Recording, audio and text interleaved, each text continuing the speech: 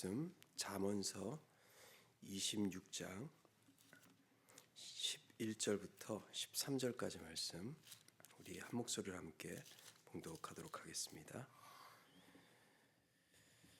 잠언서 26장 11절부터 13절까지 말씀 한 목소리로 함께 봉독합니다. 시작.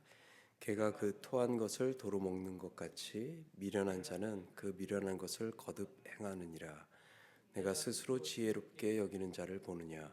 그보다 미련한 자에게 오히려 희망이 있느니라. 게으른 자는 길에 사자가 있다, 거리에 사자가 있다 하느니라. 아멘.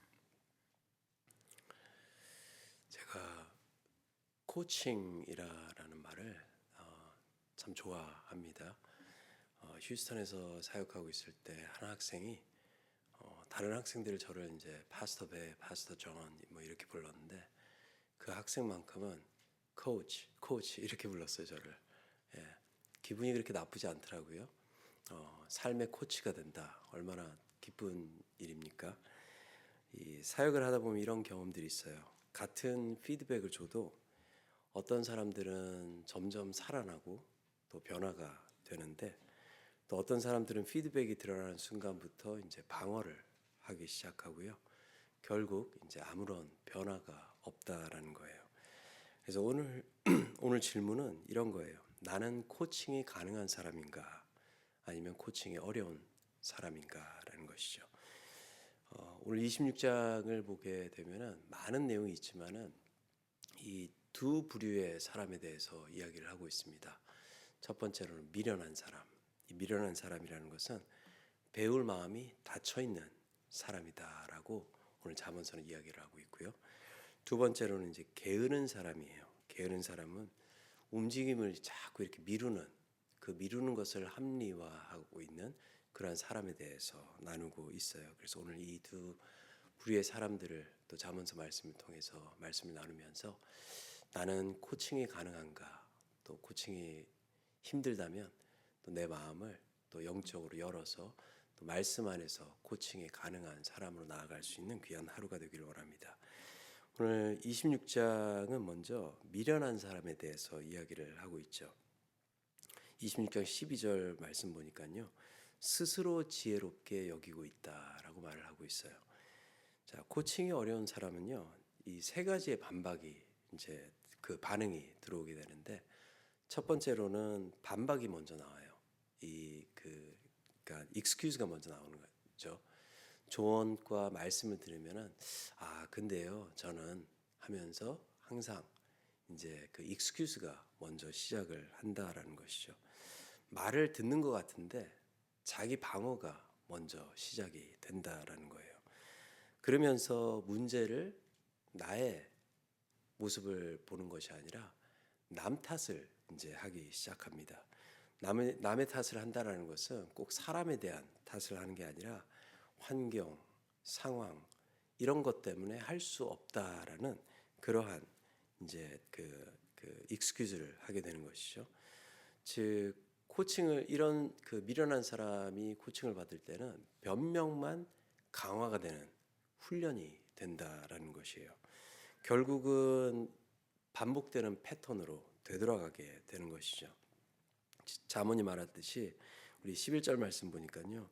개가 그 토한 것을 도로 먹는 것 같이 미련한 자는 그 미련한 것을 거듭 행한다라고 이야기하면서 항상 변하지 않는 자기의 습관 속에서 살아가는 그러한 모습을 낳게 된다라는 것이죠.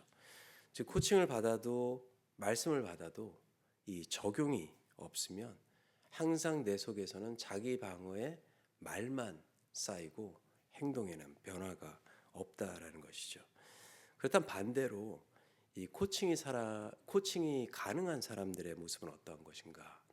코칭이 가능한 사람들은 겸손한 질문을 하나님께 계속 던지고 있다라는 거예요. 그런 사람들에게 하나님의 말씀이 닿고 또 조언이 들어가게 되면 주님, 제가 놓친 부분이 무엇이 있을까요? 라는 그러한 답변이 하나님께 올라간다라는 것이죠. 또 내가 오늘부터 할 수 있는 한 가지가 무엇인가요? 더 나아가서 내가 다시 확인해야 되는 나의 잘못된 습관이 무엇입니까? 라는 이러한 질문들이 하나님께 올라가게 된다라는 것이죠. 그래서 오늘 저와 여러분들 이 기도의 시간이 내가 놓친 그러한 부분들, 또 내가 오늘 할 수 있는 무언가를, 또 내가 다시 확인해야 되는 잘못된 영적인 습관이 무엇인지를 찾고 나아갈 수 있는 귀한 시간이 되기를 바랍니다. 두 번째로는 게으른 사람이에요. 하루는 아들이 와서 아빠, what is my blood type? 물어보더라고요. 혈액형이 뭐냐고. 한국에서는 태어날 때 뭐 피검사 다 하고 이제 혈액형 알려주는데, 여기서는 피검사를 또 따로 요청을 하거나 이제 받아야 돼요. 미국에서 태어나서 이제 여기까지 오면서 지금 16살이 됐는데 그 혈액형이 뭔지 모르고 있었어요. 그래서 아빠, what is my blood type? 물어보더라고요. 그래서 내가 너는 분명히 올 거야. 그래서 왜? 하고 물어보더라고요. 항상 뭐를 시킬 때마다 I forgot, I didn't. 그러니까 O형이지. A형이면 I did it. 내가 했지. 뭐 A형은 좀 빠릇빠릇하는데 O형은 좀 이렇게 미루는 습관들이 좀 있지 않나 생각을 해요. 아들을 보니까. 근데 저도 O형이에요. 예, 그렇게 농담을 했습니다. 그래서 얼마 전에 이제 피 검사를 했는데 O형이에요. 예, 그래서 되게 웃으면서 놀랐던 적이 있습니다.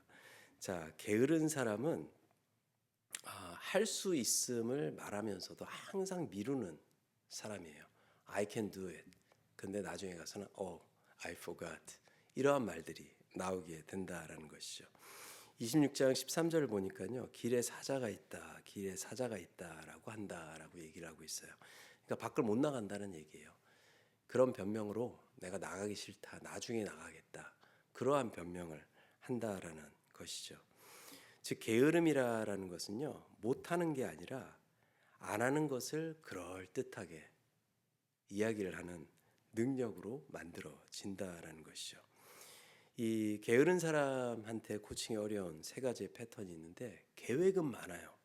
계획은 많은데 실행이 없다라는 것이죠.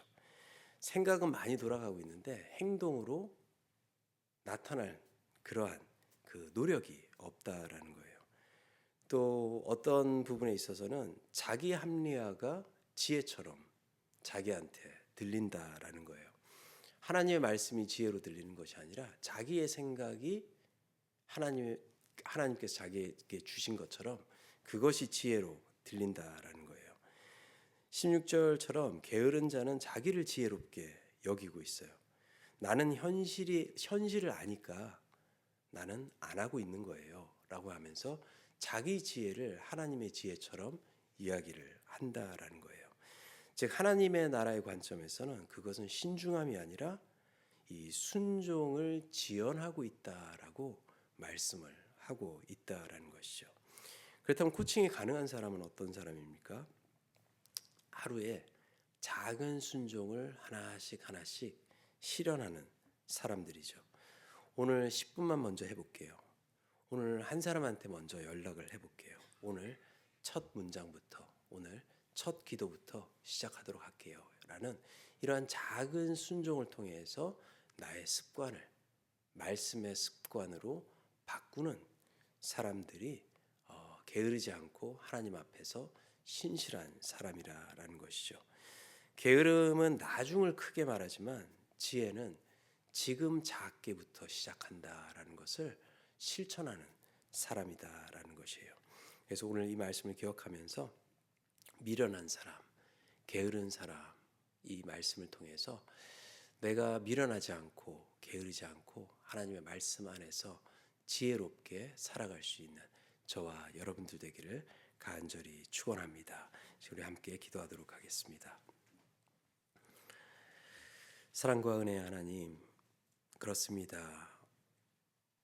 제 안에 스스로 지혜롭다 여기는 마음을 내려놓을 수 있도록 해주시고, 또 말씀과 조언 앞에서 배우는 마음을 허락해 주시며, 또한 핑계가 아니라 순종으로 하나님께 나아갈 수 있는 귀한 하루가 되게 하셔서 우리의 삶을 통해 하나님 영광 받아주시고, 또 우리의 삶을 통해 하나님의 지혜가 우리 주변 사람들에게 나누어질 수 있는 그 귀한 복을 누릴 수 있는 주의 자녀들 될 수 있도록 인도하여 주시옵소서.